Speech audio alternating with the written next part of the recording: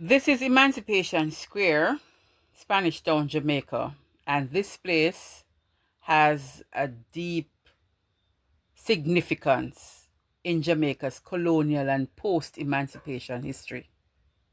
Now, Spanish Town was the capital of Jamaica under Spanish rule between 1534 and 1655, and later under British rule between 1655 and 1872.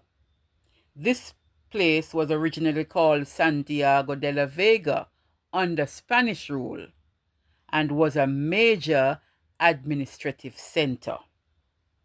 Now, I did a little research and found a few things about this place called Emancipation Square.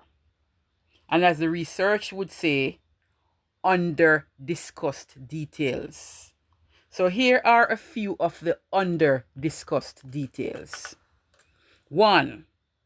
Pre-emancipation rebellions and the square's dark role. Now listen up. Before 1838, the square wasn't just a site for auctions. It was a place of brutal executions of rebel leaders. Tacky's Revolt, 1760, after Jamaica's largest 18th century rebellion, rebels were captured and executed right here as a warning. Then there was the Christmas Rebellion, 1831 to 1832, Sam Sharp's rebellion. That led to hundreds of executions. Some were hanged in the square or nearby. The irony is this very place that witnessed slave punishments later would become a symbol of freedom. Secondly, hidden African retentions in the square's design. Remember now, these, according to the research, are under discussed details. So hidden African retentions in the square's design. While the architecture is Georgian colonial, some scholars argue enslaved laborers subtly incorporated West African elements. The layout, the open square mirrors, communal gathering spaces in West African villages. The materials, coral stone and mortar techniques used in buildings resemble methods from the Gold Coast. 3. The forgotten Emancipation Day riot of 1840. After 1838, freed people gathered annually on August 1 to celebrate, but colonial authorities feared uprisings. In the 1840s, British troops were stationed in this square to suppress disorderly celebrations, showing emancipation didn't mean true equality. We're talking about what? Under discussed information. The square's lost freedom market. Post 1838, the square briefly hosted a market where freed people sold goods, asserting economic independence. By the 1850s, colonial elites pushed vendors out, relocating commerce to marginalize Black Jamaicans economically.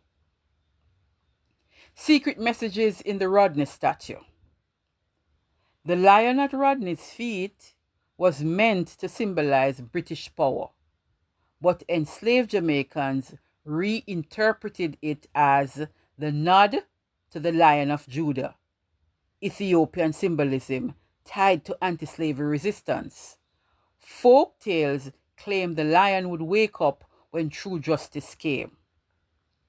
20th century political theater. In the 1930s, Labour leader Alexander Bustamante gave fiery speeches in the square, igniting the Labour rebellion against British rule. In the 1970s, the square became a stage for Rastafari activists, protesting oppression, linking emancipation to modern struggles. Unexcavated archaeological secrets. Ground-penetrating radar suggests unmarked graves of executed rebels under the square's periphery. A 2019 dig near the courthouse uncovered shackles and maroon pottery, hinting at hidden resistance and artifacts. The square's double consciousness today: celebration versus trauma. For some, it's a proud symbol; for others, a reminder of violence. Local myths: elders whisper that the square's cobblestones remember the blood spilled there. A folk belief in ancestral memory.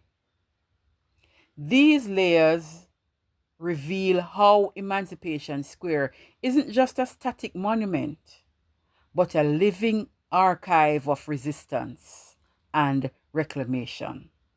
Much of this isn't in guidebooks, but survives in oral history and academic research. Emancipation Square, Spanish Town, Jamaica. I'm Bev Moonchild, just passing through.